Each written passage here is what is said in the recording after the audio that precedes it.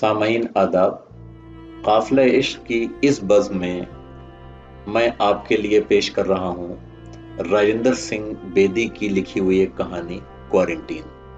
हजरात, जैसा कि आप जानते हैं, आजकल पूरी दुनिया को एक बीमारी ने अपनी गिरफ्त में लिया हुआ है जिसका नाम है कोरोना या कोविड-19।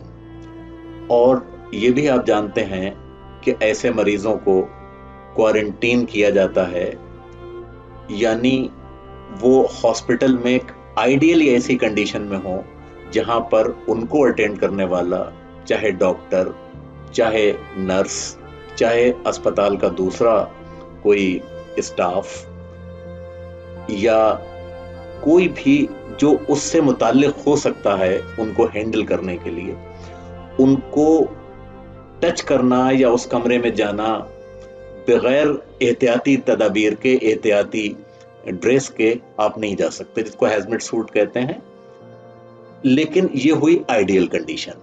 लेकिन जब वबा फैलती है और जब सैकड़ों और हजारों की तादाद में जब मरीज को क्वारंटीन किया जाता है, उस वक्त ये आइडियल कंडीशन नहीं रह पाती और उस सूरत में डॉक्टर्स या दूसरे स्टाफ के सामने कितना बड़ा चैलेंज होता है और उसमें लोग अपने अपने काम को किस तरह करते हैं, किस तरह उनको समाज किस नज़र से देखता है, किसको ज़्यादा एक्नॉलेज करता है, किसको कम करता है, ये कहानी इसी मौजू पर है। तो पेश है राजेंद्र सिंह बेदी की कहानी क्वारंटीन। प्लेग और क्वारंटीन। हमारे पाँव में लेटे हुए मैदानों पर फैलकर हर एक चीज को धुंधला देने वाली कोहरे के मानंद प्लेग के खौफ ने चारों तरफ अपना तसल्लुत जमा लिया। शहर का बच्चा बच्चा उसका नाम सुनकर कांप जाता। प्लेग तो खौफनाक था ही, मगर क्वारंटीन उससे भी ज्यादा खौफनाक थी। लोग प्लेग से इतने हरासा नहीं थे जितने क्वारंटीन से। और यही वजह थी कि मुहकमा हिफ्ज़ान सेहत ने शहरियों को चूहों से बचने की तलकीन करने के लिए जो कद्दे आदम इश्तिहार छपवा कर दरवाजों, गुजरगाहों और शाहराहों पर लगाया था, उस पर न चूहा न प्लेग के उन्वान में इजाफा करते हुए न चूहा न प्लेग न क्वारंटीन लिखा था। क्वारंटीन के मुतालिक लोगों का खौफ बजा था। बहैसियत एक डॉक्टर के मेरी राय निहायत मुस्तनद है और मैं दावे से कहता हूं कि जितनी अमवात शहर में क्वारंटीन से हुई उतनी प्लेग से न हुई। हालांकि क्वारंटीन कोई बीमारी नहीं, बल्कि वो उस वसी रकबे का नाम है जिसमें मुतादी वबा के अय्याम में बीमार लोगों को तंदुरुस्त इंसानों से अज़रुए कानून अलहदा करके डालते हैं ताकि बीमारी बढ़ने न पाए। अगरचे क्वारंटीन में डॉक्टरों और नर्सों का काफी इंतजाम था, फिर भी मरीजों की कसरत से वहां आ जाने पर उनकी तरफ फर्दन फर्दन तवज्जो न दी जा सकती थी। ख्वेश और कारिब के करीब न होने से मैंने बहुत से मरीजों को बेहौसला होते देखा। कई तो अपने नवाह में लोगों को पे दर पे मरते देखकर मरने से पहले ही मर गए। बाज़ औक़ात तो ऐसा हुआ कि कोई मामूली तौर पर बीमार आदमी वहां की वबाई फिजा ही के जरासीम से हलाक हो गया और कसरत अमवात की वजह से आखिरी रसूम भी क्वारंटीन के मखसूस तरीके पर अदा हो, यानी सैकड़ों लाशों को मुर्दा कुत्तों की लाशों की तरह घसीट कर एक बड़े ढेर की सूरत में जमा किया जाता और बगैर किसी के मजहबी रसूम का एहतराम किए पेट्रोल डालकर सबको नजरे आतिश कर दिया जाता। और शाम के वक्त जब डूबते हुए सूरज की आतिशी शफक के साथ बड़े बड़े शोले यकरंगो हम आहंग होते तो दूसरे मरीज यही समझते कि तमाम दुनिया को आग लग रही है।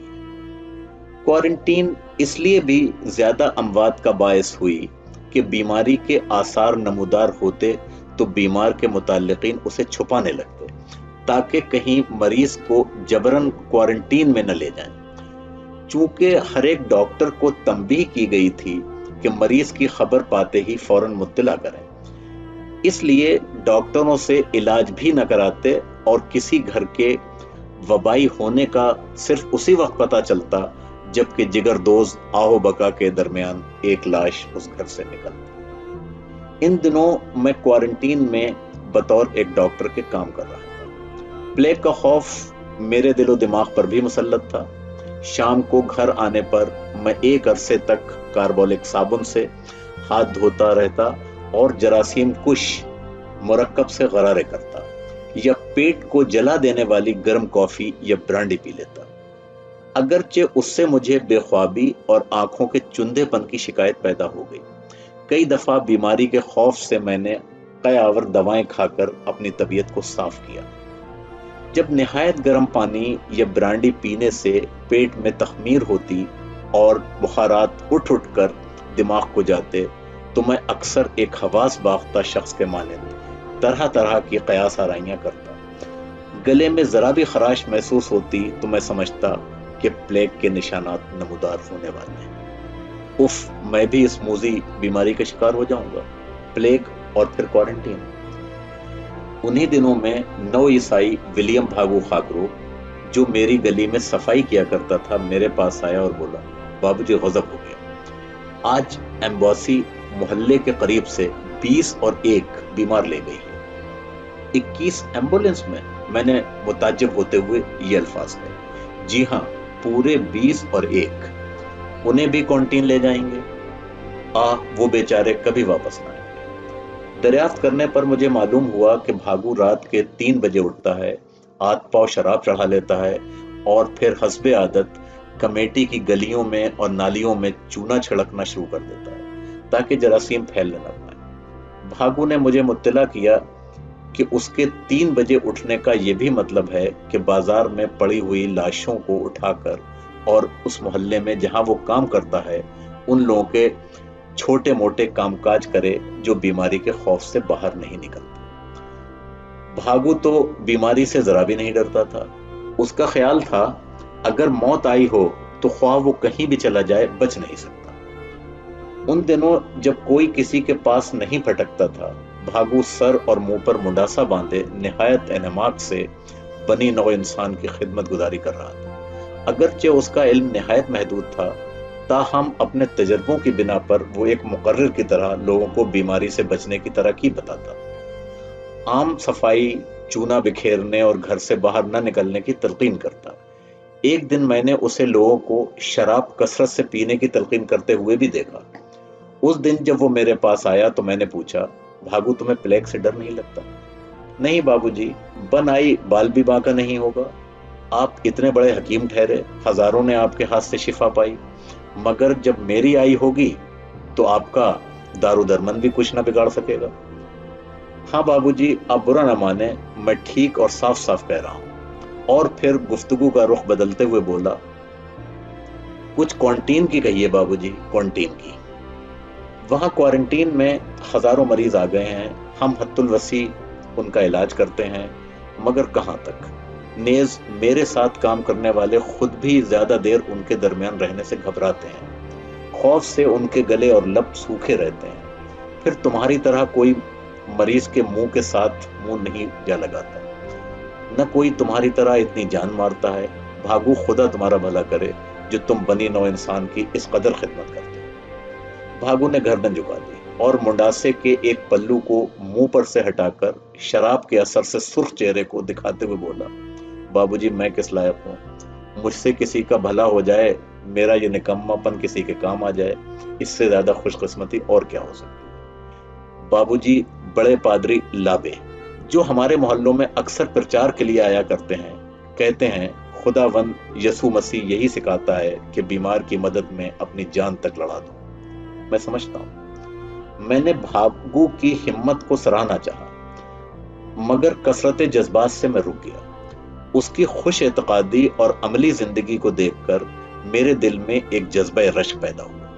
میں نے دل میں فیصلہ کیا کہ آج کوارنٹین میں پوری تندہی سے کام کر کے بہت سے مریضوں کو باقاعدہ حیات رکھنے کی کوشش کروں گا، ان کو آرام پہنچانے میں اپنی جان تک لڑا دوں گا، مگر کہنے اور کرنے میں بہت فرق ہوتا ہے۔ کوارنٹین میں پہنچ کر جب میں نے مریضوں کی خوفناک حالت دیکھی اور ان کے منہ سے پیدا شدہ تعفن میرے نتنوں میں پہنچا تو میری روح لرز گئی اور بھاگو کی تقلید کرنے کی ہمت نہ پڑی۔ تاہم اس دن بھاگو کو ساتھ لے کر میں نے کوارنٹین میں بہت کام کیا۔ جو کام مریض کے زیادہ قریب رہ کر ہو سکتا تھا وہ میں نے بھاگو سے کرایا، اور اس نے بلا تعمل کیا۔ خود میں مریضوں سے دور ہی رہتا، اس لیے کہ میں موت سے بہت خائف تھا، اور اس سے بھی زیادہ کوارنٹین سے۔ مگر کیا بھاگو موت اور کوارنٹین دونوں سے بالا کرتا؟ اس دن کوارنٹین میں 400 کے قریب مریض داخل ہوئے اور 250 کے لگ بھگ لقمہ اجل ہو گئے۔ یہ بھاگو کی جانبازی کا صدقہ ہی تھا کہ میں نے بہت سے مریضوں کو شفا یاب کیا۔ وہ نقشہ جو مریضوں کی رفتار صحت کے متعلق چیف میڈیکل آفیسر کے کمرے میں آویزاں تھا، اس میں میرے تحت میں رکھے ہوئے مریضوں کی اوسط صحت کی لکیر سب سے اونچی اور چڑھی ہوئی دکھائی دیتی تھی۔ میں ہر روز کسی نہ کسی بہانے اس کمرے میں چلا جاتا اور اس لکیر کو 100% کی طرف اوپر ہی اوپر بڑھتے دیکھ کر دل میں بہت خوش ہوتا۔ ایک دن میں نے برانڈی ضرورت سے زیادہ پی لی۔ میرا دل دھک دھک کرنے لگا، نبض گھوڑے کی طرح دوڑنے لگی، اور میں ایک جنونی کی مانند ادھر ادھر بھاگنے لگا۔ مجھے خود شک ہونے لگا کہ پلیگ کے جراثیم نے مجھ پر آخرکار اپنا اثر کر ہی دیا ہے، اور عنقریب یہ گلٹیاں میرے گلے یا رانوں میں نمودار ہوں گی۔ میں بہت سراسیمہ ہو گیا۔ اس دن میں نے کوارنٹین سے بھاگ جانا چاہا۔ جتنا عرصہ بھی میں وہاں رہا، خوف سے کانپتا رہا۔ اس دن مجھے بھاگو کو دیکھنے کا صرف 2 دفعہ اتفاق ہوا۔ دوپہر کے قریب میں نے اسے ایک مریض سے لپٹے ہوئے دیکھا۔ وہ نہایت پیار سے اس کے ہاتھوں کو تھپک رہا تھا۔ مریض میں جتنی بھی سکت تھی اسے جمع کرتے ہوئے اس نے کہا، بھائی اللہ ہی مالک ہے، اس جگہ تو خدا دشمن کو بھی نہ لائے، میری 2 لڑکیاں، اور رک گیا۔ بھاگو نے اس کی بات کاٹتے ہوئے کہا، خدا وند یسوع مسیح کا شکر کرو بھائی، تم تو اچھے دکھائی دیتے ہو۔ ہاں بھائی، شکر ہے خدا کا، پہلے سے کچھ اچھا ہی ہوں۔ اگر میں کوارنٹین،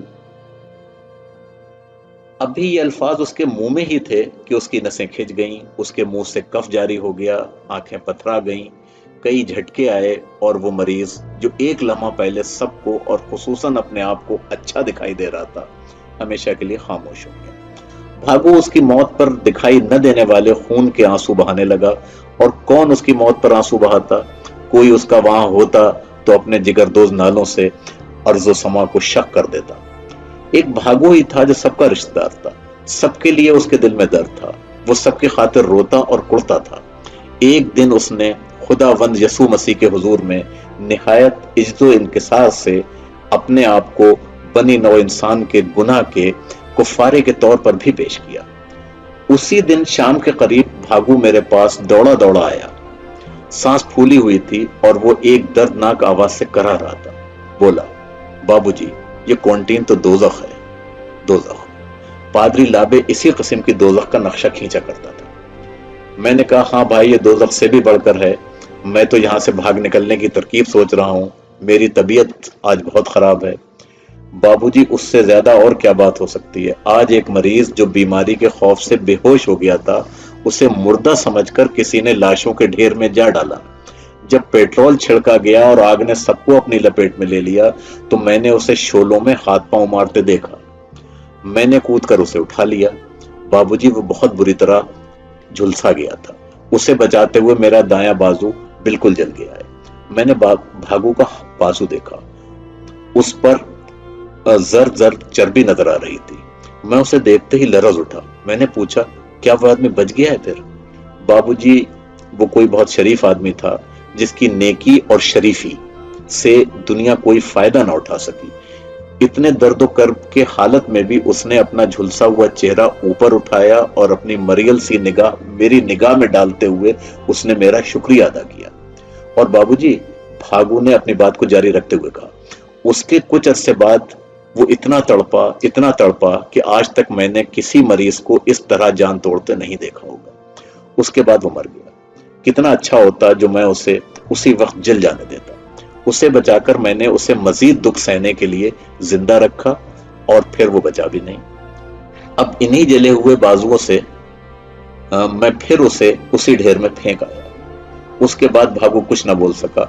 درد کی ٹیسوں کے درمیان اس نے رکتے رکتے کہا، آپ جانتے ہیں وہ کس بیماری سے مرا؟ پلیگ سے نہیں، کوارنٹین سے۔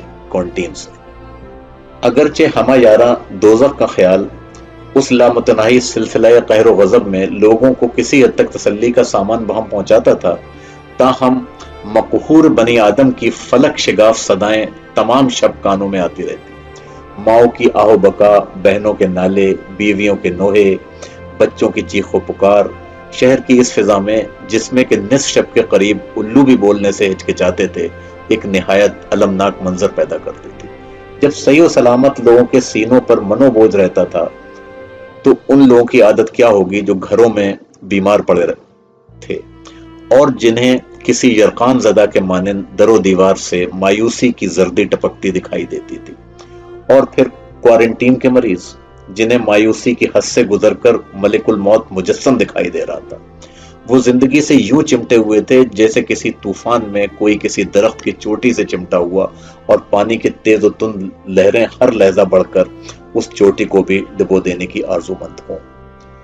میں اس روز توہم کی وجہ سے کوارنٹین بھی نہ گیا، کسی ضروری کام کا بہانہ کر دیا، اگرچہ مجھے سخت ذہنی کوفت ہوتی رہی کیونکہ یہ بہت ممکن تھا کہ میری مدد سے کسی مریض کو فائدہ پہنچتا، مگر اس خوف نے جو میرے دل و دماغ پر مسلط تھا مجھے پا بزنجیر رکھا۔ شام کو سوتے وقت مجھے اطلاع ملی کہ آج شام کوارنٹین میں 500 کے قریب مریض پہنچے۔ میں ابھی ابھی معدے کو جلا دینے والی کافی پی کر سونے ہی والا تھا کہ دروازے پر بھاگو کی آواز آئی۔ نوکر نے دروازہ کھولا تو بھاگو ہانپتا ہوا اندر آیا، بولا، بابو جی میری بیوی بیمار ہو گئی، اس کے گلے میں گلٹیاں نکل آئی ہیں، خدا کے واسطے اسے بچاؤ، اس کی چھاتی پر 1.5 سالہ بچہ دودھ پیتا ہے، وہ بھی ہلاک ہو جائے گا۔ بجائے گہری ہمدردی کا اظہار کرنے کے میں نے خوشمگی لہجے میں کہا، اس سے پہلے کیوں نہ آ سکے؟ کیا بیماری ابھی ابھی شروع ہوئی ہے؟ صبح معمولی بخار تھا جب میں کوارنٹین گیا۔ اچھا، وہ گھر میں بیمار تھی اور پھر بھی تم کوارنٹین گئے؟ جی بابو جی، بھاگو نے کانپتے ہوئے کہا، وہ بالکل معمولی طور پر بیمار تھی، میں نے سمجھا کہ شاید دودھ چڑھ گیا ہے، اس کے سوا اور کوئی تکلیف نہیں، اور پھر میرے دونوں بھائی گھر پر ہی تھے اور سینکڑوں مریض کو کوارنٹین میں بے بس۔ تم تو اپنی حد سے زیادہ مہربانی اور قربانی سے جراثیم کو گھر لے ہی آئے نا؟ میں نہ تم سے کہتا تھا کہ مریضوں کے اتنا قریب مت جایا کرو؟ اس میں سب تمہارا قصور ہے، اب میں کیا کر سکتا ہوں؟ تم سے جانباز کو اپنی جانبازی کا مزہ بھگتنا ہی چاہیے جہاں شہر میں سینکڑوں مریض پڑے ہیں۔ بھاگو نے ملتجیانہ انداز میں کہا، مگر خداوند یسوع مسیح، چلو ہٹو، بڑے آئے کہیں کے، تم نے جان بوجھ کر آگ میں ہاتھ ڈالا، اب اس کی سزا میں بھگتوں؟ قربانی ایسے تھوڑی ہوتی ہے، میں اتنی رات گئے تمہاری کچھ مدد نہیں کر سکتا۔ مگر پادری لابے؟ چلو جاؤ، پادری ایل لابے کے کچھ ہوتے۔ بھاگو سر جھکائے وہاں سے چلا گیا۔ اس کے آدھ گھنٹے بعد جب میرا غصہ رفو ہوا تو میں اپنی حرکت پر نادم ہوا۔ میں عاقل کہاں کا تھا جو بعد میں پشیماں ہو رہا تھا۔ میرے لیے یہی یقیناً سب سے بڑی سزا تھی کہ اپنی تمام خودداری کو پامال کرتے ہوئے بھاگو کے سامنے گزشتہ رویے پر اظہار معذرت کرتے ہوئے اس کی بیوی کا پوری جانفشانی سے علاج کروں۔ میں نے جلدی جلدی کپڑے پہنے اور دوڑا دوڑا بھاگو کے گھر پہنچا۔ وہاں پہنچنے پر میں نے دیکھا کہ بھاگو کے دونوں چھوٹے بھائی اپنی بھاوج کو چارپائی پر لٹائے ہوئے باہر نکل رہے تھے۔ میں نے بھاگو کو مخاطب کرتے ہوئے پوچھا، اسے کہاں لے جا رہے ہو؟ بھاگو نے آہستہ سے جواب دیا، کوارنٹین میں۔ تو کیا اب تمہاری دانست میں کوارنٹین دوزخ نہیں ہے بھاگو؟ آپ نے جو آنے سے انکار کر دیا بابو جی، اور چارہ ہی کیا تھا؟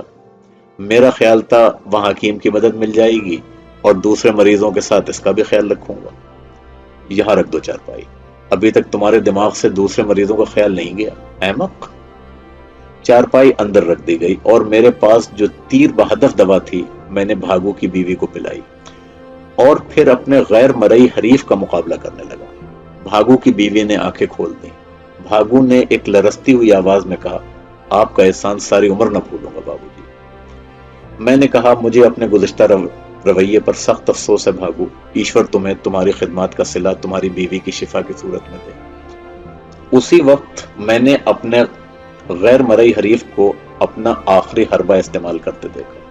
بھاگو کی بیوی کے لب پھڑکنے لگے، نفس جو کہ میرے ہاتھ میں تھی مدم ہو کر شانے کی طرف سرکنے لگی۔ میرے غیر مرئی حریف نے، جس کی عموماً فتح ہوتی تھی، حسب معمول پھر مجھے چاروں شانے چت گرایا۔ میں نے ندامت سے सर झुकाते हुए कहा, भागू, बदनसीब भागू, तुम्हें अपनी कुर्बानी का ये अजीब सिला मिला है। आह। भागू फूट फूट कर रोने लगा। वो नजारा कितना दिलदोज था जबकि भागू ने अपने बिलबिलाते हुए बच्चे को उसकी माँ से हमेशा के लिए अलहदा कर दिया और मुझे निहायत आजिज़ी और इंकिसारी के साथ लौटा दिया। मेरा ख्याल था कि अब भागू अपनी दुनिया को तारीख पाकर किसी का ख्याल न करेगा, मगर उससे अगले रोज मैंने उससे पेश अज पेश मरीजों की इमदाद करते देखा। उसने सैकड़ों घरों को बेचिराग होने से बचा लिया और अपनी जिंदगी को हेज समझा। मैंने भी भागू की तकलीद में निहायत मुस्तैदी से काम किया।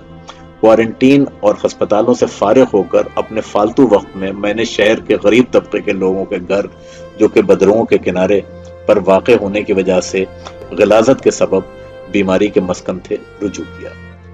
अब फिजा बीमारी के जरासीम से बिल्कुल पाक हो चुकी थी। शहर को बिल्कुल धो डाला गया था। चूहों का कहीं नामो निशान दिखाई न देता था। सारे शहर में सिर्फ एक आध केस होता जिसकी तरफ फौरी तवज्जो दिए जाने पर बीमारी के बढ़ने का एहतमाल बाकी न रहा। शहर में कारोबार ने अपनी तबई हालत इख्तियार कर ली। स्कूल, कॉलेज और दफातर खुलने लगे। एक बात जो मैंने शिद्दत से महसूस की वो ये थी कि बाजार में गुजरते वक्त चारों तरफ से उंगलियां मुझी पर उठती। लोग एहसान मंदाना निगाहों से मेरी तरफ देखते। अखबारों में तारीफी कलमात के साथ मेरी तस्वीर छपी। तहसीन आफरी की बौछार ने मेरे दिल में कुछ गुरूर सा पैदा कर दिया। आखिर एक बड़ा अजीमुशान जलसा हुआ जिसमें शहर के बड़े बड़े रईस और डॉक्टर मदऊ किए गए। वजीर बल्दियात ने उस जलसे की सदारत की। मैं साहिब सदर के पहलू में बिठाया गया क्योंकि वो दावत दरअसल मेरे ही एजाज में दी गई थी। हारों के बोझ से मेरी गर्दन झुकी जाती थी और मेरी शख्सियत बहुत नुमाया मालूम होती थी। पुरगुरूर निगाह से मैं कभी इधर देखता कभी उधर। बनी नौ आदम की इंतहाई खिदमत गुजारी के सिले में कमेटी शुक्रगुजारी के जज्बे से मामूर 1001 रुपए की थैली बतौर एक हकीर रकम मेरी नजर कर रही थी।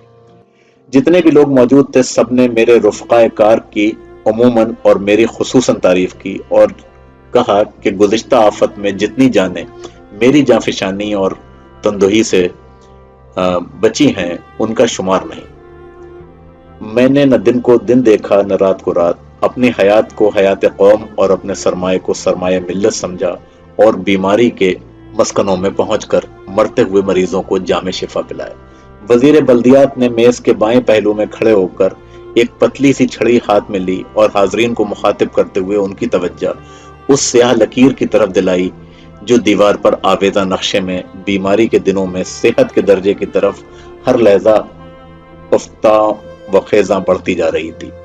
आखिर में उन्होंने नक्शे में वो दिन भी दिखाया जब मेरे जेरे निगरानी 54 मरीज रखे गए और वो तमाम सेहतयाब हो गए, यानी नतीजा 100% कामयाबी रहा और वो स्याह लकीर अपनी मेराज को पहुंच गई।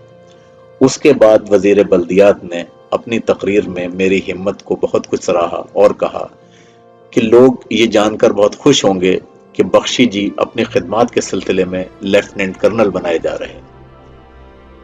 हाल तहसीन आफरीन की आवाजों और पुरशोर तालियों से गूंज उठा। उन्हीं तालियों के शोर के दरमियान मैंने अपनी पुरगुरूर गर्दन उठाई। साहिब सदर और मुअज़्ज़िज़ हाज़रीन का शुक्रिया अदा करते हुए एक लंबी चौड़ी तकरीर की जिसमें अलावा और बातों के मैंने बताया कि डॉक्टरों की तवज्जो के काबिल अस्पताल और क्वारंटीन ही नहीं थे बल्कि उनकी तवज्जो के काबिल गरीब तबके के लोगों के घर थे। वो लोग अपनी मदद के बिल्कुल नाकाबिल थे और वही ज्यादातर इस मूजी बीमारी का शिकार हुए। मैं और मेरे रुफ़क़ा ने बीमारी के सही मुकाम को तलाश किया और अपनी तवज्जो बीमारी को जड़ से उखाड़ फेंकने में सर्फ कर दी। क्वारंटीन और अस्पताल से फारिग होकर हमने रातें उन्हीं खौफनाक मस्कनों में गुजारी। उसी दिन जलसे के बाद जब मैं बतौर एक लेफ्टिनेंट कर्नल के अपनी पुरगुरूर गर्दन को उठाए हुए हारों से लदा फंदा लोगों का नाचीज हदिया 1001 रुपए की सूरत में जेब में डाले हुए घर पहुंचा तो मुझे एक तरफ से आहिस्ता सी आवाज सुनाई दी, बाबूजी बहुत बहुत मुबारक। और भागू ने मुबारकबाद देते वक्त वही पुराना झाड़ू करीब ही के गंदे हौस के एक ढकने पर रख दिया और दोनों हाथों से मुडासा खोल दिया। मैं भौचक्का सा खड़ा रह गया। तुम हो भागू भाई? मैंने बमुश्किल तमाम कहा। दुनिया तुम्हें नहीं जानती भागू तो न जाने, मैं तो जानता हूं, तुम्हारा यसू मसीह तो जानता है। پادری الابے کے بے مثال چیلے، تم پر خدا کی رحمت ہو۔ اس وقت میرا گلا سوکھ گیا، بھاگو کی مرتی ہوئی بیوی اور بچے کی تصویر میری آنکھوں میں کھچ گئی، ہاروں کے بارے گراں سے مجھے اپنی گردن ٹوٹتی ہوئی معلوم ہوئی، اور بٹوے کے بوجھ سے میری جیب پھٹنے لگی، اور اتنے اعزاز حاصل کرنے کے باوجود میں بے توقیر ہو کر اس قدر شناس دنیا کا ماتم کرتا۔